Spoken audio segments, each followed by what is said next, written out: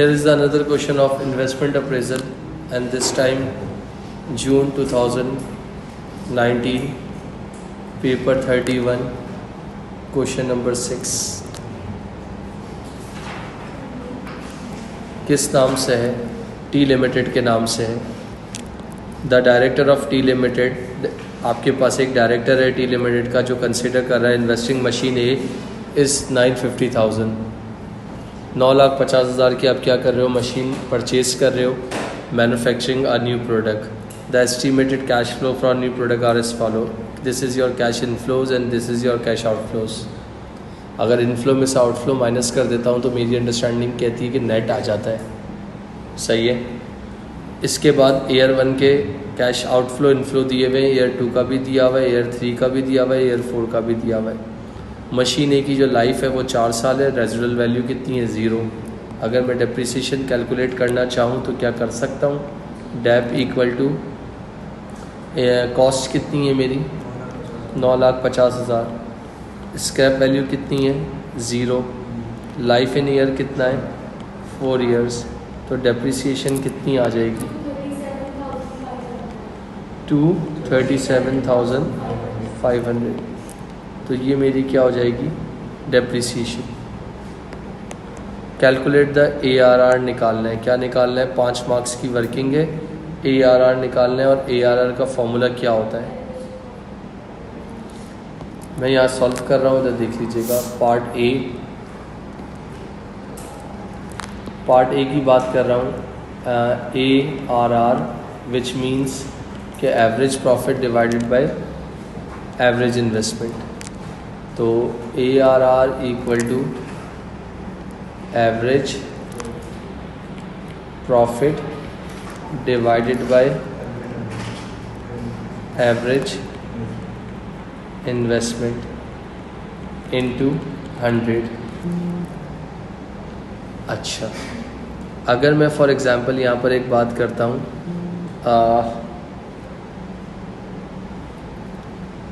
Inflow में से 640 में से 240 माइनस करो तो पहले साल का नेट आ जाएगा. कितना आएगा? 4 लाख. 6,60,000 में से 260 माइनस कर दो, कितना हो गया? 4 लाख में से 2 लाख माइनस कर दो, कितना हो गया? और 3 लाख में से 2 लाख माइनस कर दो. तो ये मेरे सारे क्या हैं? ये सारे मेरे क्या है? नेट कैश फ्लोज आए. डन. अगर मैं तुम लोगों से कहता हूँ फॉर एग्ज़ाम्पल, अगेन जो कि थोड़ी समझने वाली बात है, थोड़ी सी अंडरस्टैंड करने की वाली बात है. अगर ये क्या है? तुम्हारे नेट कैश फ्लोज है. और नेट कैश फ्लोज में से अगर मैं तुम्हें कहता हूँ कि प्रॉफिट तुम लोग क्या डेप्रिसिएशन क्या कर दो, निकाल दो, तो कितनी आ गई? 237,500. 237,500 एक मिनट रुको. 237,500, 237,500, 237,500. ये तुम्हारी क्या है? डेप्रिसिएशन है. और अगर इसके बाद मैं तुमसे कहता हूँ फॉर एग्ज़ाम्पल, तुम अपने पास क्या हेडिंग डाल दो? प्रॉफिट. तो कितना आएगा पहले साल का प्रॉफिट? 16. सही है बेटा. दूसरे साल का? तीसरे साल का? यानी 37,500 का लॉस हो गया. सही है. और आखिरी वाले में 137. इन सबको प्लस माइनस करने के बाद देखो कि कितना प्रॉफिट आ रहा है. वो प्रॉफिट है, लॉस है? यानी 150,000 तुम्हारा टोटल प्रॉफिट हो गया. तो अगर 150,000 मेरा टोटल प्रॉफिट है तो उसको मैं डिवाइड कर लेता हूँ किससे? 4 ईयर से. तो मेरा एवरेज प्रॉफिट कितना आ जाएगा? 37,000. एग्री. तो यहाँ क्या लिख दूँ? 37,500 इज़ माई एवरेज प्रॉफिट. पक्का? एवरेज इन्वेस्टमेंट के लिए क्या फार्मूला होता है? इनिशियल कॉस्ट कितनी थी? 9,50,000 plus scrap value 0 divided by 2, तो एवरेज इन्वेस्टमेंट कितनी आ रही है जी बेटा? 475,000। Initial cost plus scrap value divide by 2, तो ये मेरे पास क्या आ जाएगा? एवरेज इन्वेस्टमेंट इंटू 100, तो ARR मेरा कितना आ गया? 7 डेसिमल फैक्टर का बोला है कुछ बेटा? नहीं बोला, तो ये this is the final value of my ARR। ये 5 मार्क में ये सारा काम करना था। अगर किसी को रिपीट करवाने की ज़रूरत है तो मुझे बता दो, मैं कर दूंगा।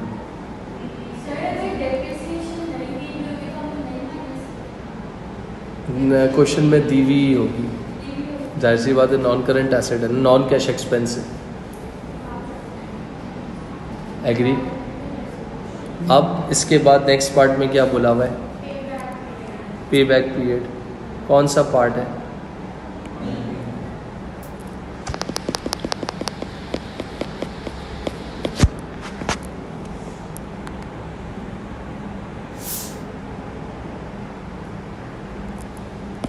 क्या मांगा है तुम लोगों से? पार्ट बी में पे बैक पीरियड। अगर पे बैक पीरियड की बात कर रहा हूँ तो कैसे निकालूँगा? थोड़ी सी हेल्प करोगे? ये क्या है मेरे? ईयर, और ये क्या लिख दूँ? Net cash flows 0। कितने साल है? 2, 3, 4। अच्छा, नेट कैश फ्लोज में आउटफ्लो कितने का था? 9,50,000 का था।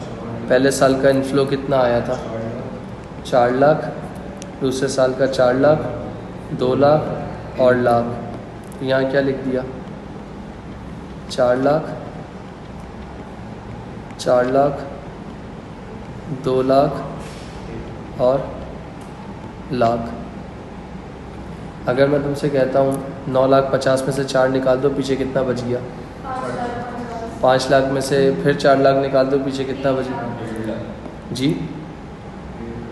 1.5 लाख। 1.5 लाख में से 2 नहीं जा सकता ना, तो मैंने यहाँ क्या किया? तवज्जो देना। 2 इयर्स 1.5 लाख रिमेनिंग था, divided by 2 lakh into days में मांगा है, किस में मांगा है? कुछ भी नहीं लिखा हुआ, तो आपके पास यहाँ पर multiply by 12, multiply by 12 month कितना हो गया बताओ? 2 इयर्स कितना? तो इसका मतलब पे बैक भी बुरा नहीं है, पे बैक भी अच्छा ही आ रहा है। एग्री? आमना क्लियर बेटा? शाज़ेब क्लियर? अच्छा, इसके बाद जो तुम्हारा नेक्स्ट पार्ट है उसमें क्या मांगा है? जब मैं थ्योरी लिखवा रहा था तो आपने, फ्राइडे की बात थी, पूरा 1-2 घंटे थ्योरी आपने लिखवाने में मैंने लगाए थे, तो आपने कहा था कि प्लीज़ आप हमें समझा दें, बाद में हम थ्योरी लिख लेंगे। तो मैंने आपको कहा था थ्योरी बेटा बहुत इंपॉर्टेंट है, हर बार में ये इसी तरह थ्योरी इस तरह मांगी जाएगी। तो एडवांटेज किसके मांगे तुम लोगों से? पे बैक के मांगे, और डिसएडवांटेज भी किसके मांगे? कितने कितने मांगे? तो अगर थ्योरी तुम्हारे पास लिखी हुई होगी तो आई थिंक तुम इसका आंसर प्रॉपर दे सकोगे। तो अगर मैं कहता हूँ easy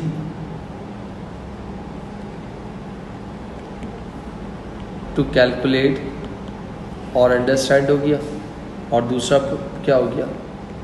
uses cash flows not profit. Agree? Disadvantage की अगर बात करता हूँ तो डिसएडवांटेज में क्या लिख सकता हूँ? No account of time value of money. Second disadvantage क्या लिख सकता हूँ? Does not take account of whole life of project. जहाँ भी तुम्हारी इन्वेस्टमेंट बाहर आ जाएगी तो तुम आगे फर्दर छोड़ दोगे। डन। तो ए पार्ट भी हो गया, बी पार्ट भी हो गया और सी पार्ट भी हो गया। अगर यहाँ तक तुम लोगों का कोई सवाल है तो पूछ लो, वरना मैं आगे चलूँ। इसके बाद मेरा कंपनी का जो कॉस्ट ऑफ कैपिटल है ना वो 8% है। ये 8% मेरे कंपनी का क्या है, कॉस्ट ऑफ कैपिटल है। इससे IRR और ARR ऊपर आना चाहिए। और सेकंड जो देता है वो इसलिए देता है क्योंकि IRR जब मांगा है तो इसलिए कंपेयर करने के लिए NPVs को तो इसलिए दिया जाता है। मुझे क्या निकालने का बोला है, calculate the NPV of machine A, calculate the NPV of machine A. मगर जाहिर सी बात है मुझे NPV ऑफ बी भी चाहिए होगी क्योंकि IRR कैलकुलेट करना है तो डेफिनेटली मुझे निकालनी होगी। बोला नहीं है, मगर अगेन वही बात आती है बच्चों की, बोला नहीं है तो क्यों निकलवा रहे हो। तो अकल और दिमाग होता है तो उसके हिसाब से हमने चलना पड़ता है। कौन सा पार्ट है ये, पार्ट डी। क्या मांगा है तुम लोगों से, NPV मांगी है किस पे, 10% पे भी मांगी है, और दूसरा कौन सा था, सॉरी 8 और 7%, सॉरी बेटा 8% तुम्हारा क्या है, कॉस्ट ऑफ कैपिटल है, और 7% ऐसे ही दिया हुआ है इन्होंने।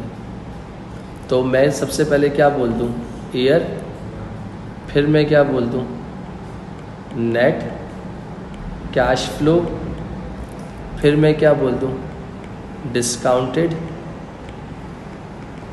कैश फ्लो किस पे, 8% पे, डिस्काउंटेड कैश फ्लो किस पे, 7% पे। तो मैं इन सब की क्या निकालनी है, मुझे वैल्यूज़ निकालनी है। तो ये ईयर 0 कितने साल है बेटा, तो यहाँ क्या लिख दूँ, 0 1 2 3 4, ऐसा ही है।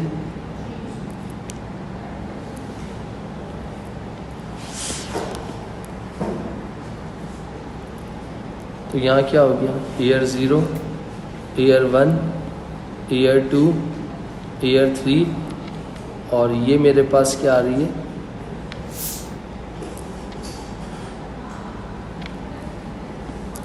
अगर मैं तुमसे कह रहा हूँ NPV ऑफ ए और इसको नाम दे रहा हूँ NPV of B.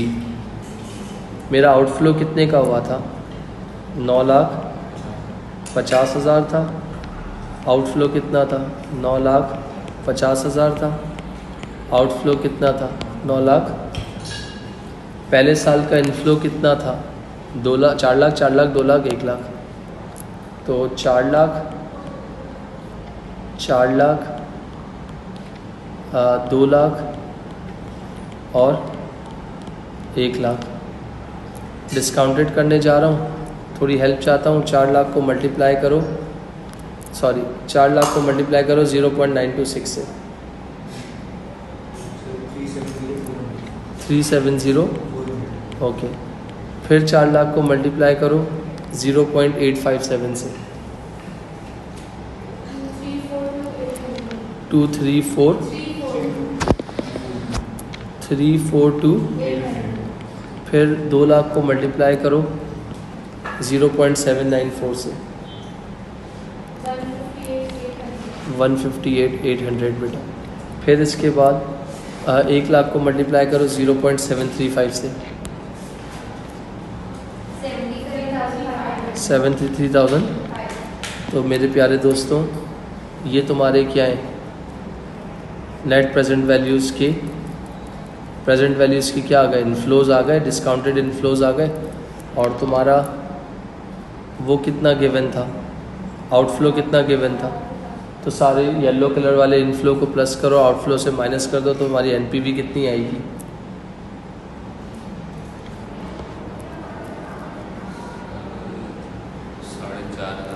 4,500 negative. Agree,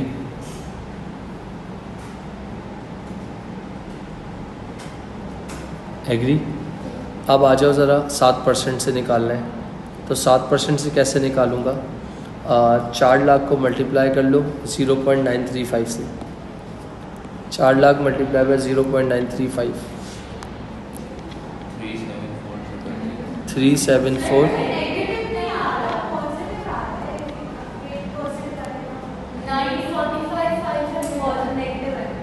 negative आ रहा है, वो माइनस करना है ना 950 को। इनफ्लो आपके ज़्यादा आ रहे हैं, आउटफ्लो आपके कम है। इनफ्लो मेरे ख्याल से कम है, इनफ्लो आप लोगों की कम है मेरे 374,000। इसके बाद आ जाओ 4 लाख को मल्टीप्लाई करो 0.873 3,49,000। अच्छा बेटा, इसके बाद आ जाओ 2 लाख को मल्टीप्लाई करो 0.816 से 1,63,200। इसके बाद मेरा बेटा 1 लाख को मल्टीप्लाई करो 0.763 से 76,300। तो अगेन अगर अब मैं आपसे बात कर रहा हूँ यहाँ पर, ये मेरे क्या net present value discounted inflows आ गए, कितने परसेंट पे आए? 7% पे। इन सब को प्लस करो, ये इनफ्लो है। और आउटफ्लो कितना है? मेरे ख्याल से पॉजिटिव आएगा। कितना positive? 12,000। Agree? This is the answer of part D. एक 8% है और एक 7%। जी भाई, पक्का? मदिया? मेरा बेटा ये सारे क्या हैं? तुम्हारे इनफ्लो हैं, ये ज़्यादा हैं, और आउटफ्लो तुम्हारा क्या है? कम है। तो हम तो इसकी को लेके चलते हैं ना। यहाँ पर क्या थे? ये कम थे और वो ज़्यादा था। इनफ्लोज को सबको प्लस करो, इनफ्लो में से आउटफ्लो माइनस कर दो, तो नेगेटिव पॉजिटिव तो खुद ही आ जाएगा बेटा। इसके बाद लास्ट पार्ट में क्या करना है? लास्ट पार्ट में क्या करना है?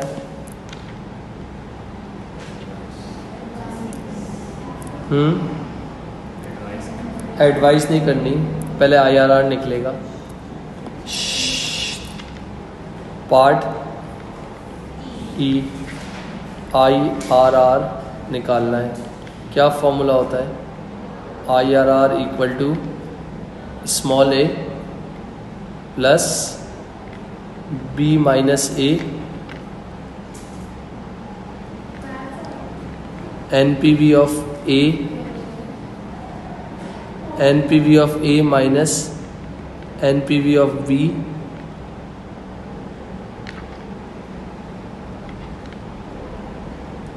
इंटू 100। एग्री? ए मतलब स्मॉल डिस्काउंट फैक्टर, तो स्मॉल कितना था? 7% था, तो 0.07 प्लस b माइनस ए मतलब 8 माइनस 7, तो 1%। तो ये कितना हो गया? 0.1% है ना, तो 0.01। ओके। NPV ऑफ ए कितनी आई थी तुम लोगों की? पॉजिटिव NPV कितनी आई थी? 12,700। और फिर 12,700 फॉर्मूले का माइनस का 4,500।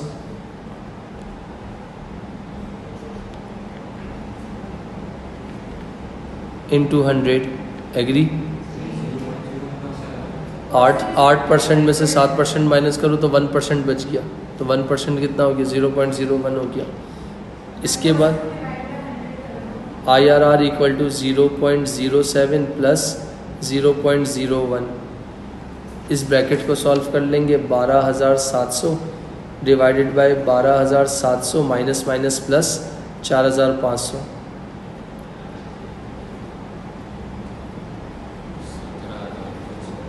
इंटू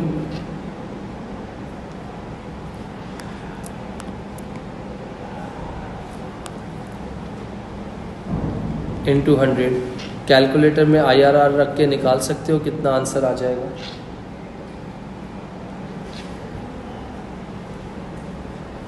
कैलकुलेटर में डायरेक्ट आंसर ये रख के निकाल सकते हो कितना आ जाएगा? पहले तुम क्या करना, इसको डिवाइड करना, जो आंसर आए 0.01 से मल्टीप्लाई करना, जो आंसर आए उसको प्लस करना, और फिर सब फाइनल जो आंसर आ जाए ना इनका, उनको मल्टीप्लाई बाय 100 कर देना। गलत बता रही हो बेटा। 7 पॉइंट तो 74 हो जाएगा IRR। एक मरतबा दोबारा निकाल लो, मुझे कोई जल्दी नहीं है।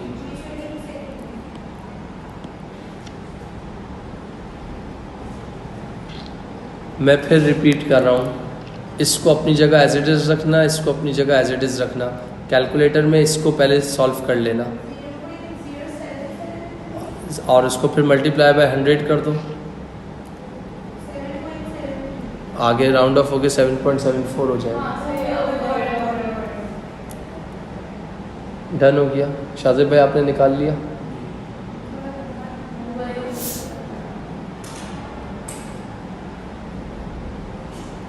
नेक्स्ट पार्ट पे आ जाइए। निकाल लिए शाजिब?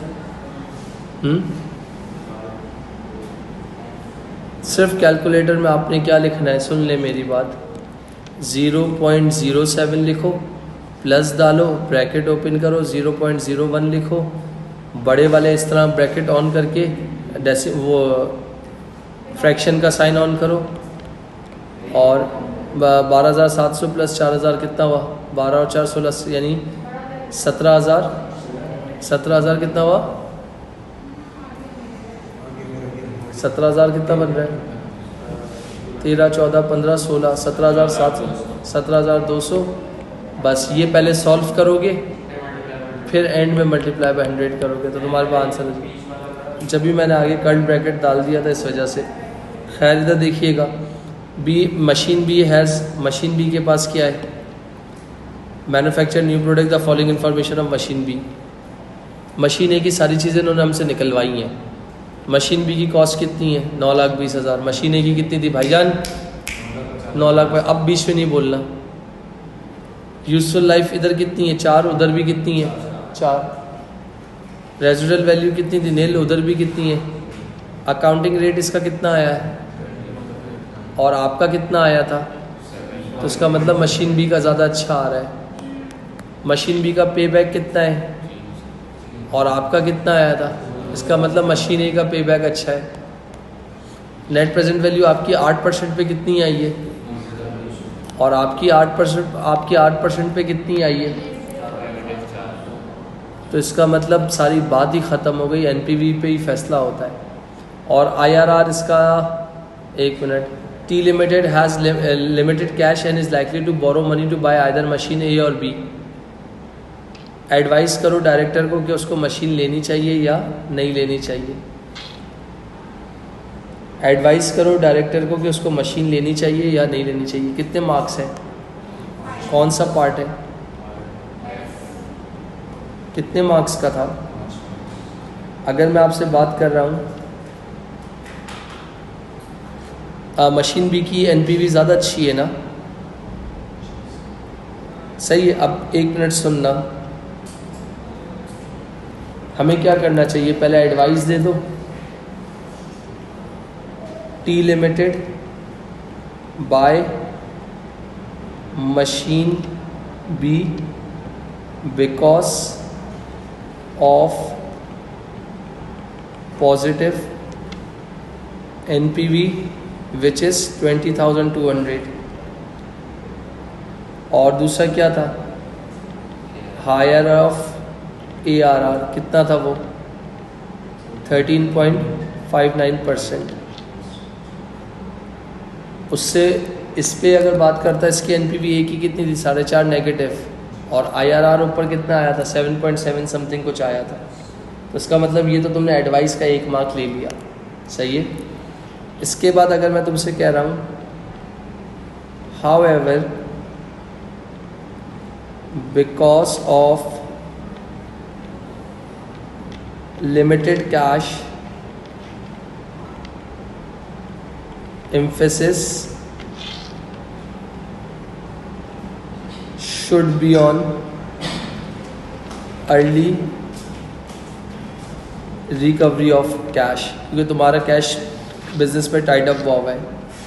इसके बाद क्या है, द अर्लियर द इन्वेस्टमेंट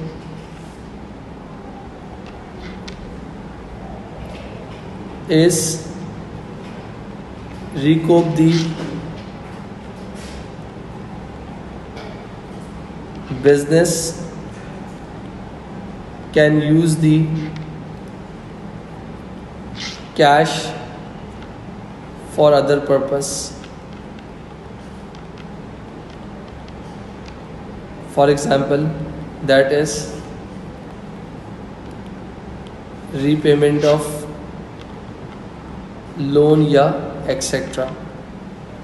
फिर उसके बाद एक और पॉइंट लिखा था, इसका पे बैक किस वाली मशीन का ज़्यादा बेहतर था, मशीन ए का ज़्यादा बेहतर था। पे बैक में बी बेटर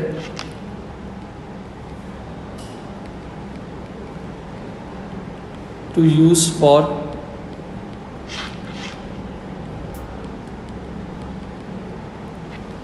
मशीन ए में सिर्फ एक ही चीज़ बेहतर थी जिसका पे बैक बेहतर था। अगर यार पे बैक के बेस पे तो हम इतना बड़ा डिसीजन नहीं ले सकते ना। हम किसको देखते हैं ज़्यादा, मोस्ट अप्रोप्रिएट चीज़ एनपीवी या आईआरआर को देखते हैं, बट उसमें भी सबसे ज़्यादा अप्रोप्रिएट क्या चीज़ है, एनपीवी है। तो ये पूरा एक आपके पास कंप्लीट क्वेश्चन था बेटा।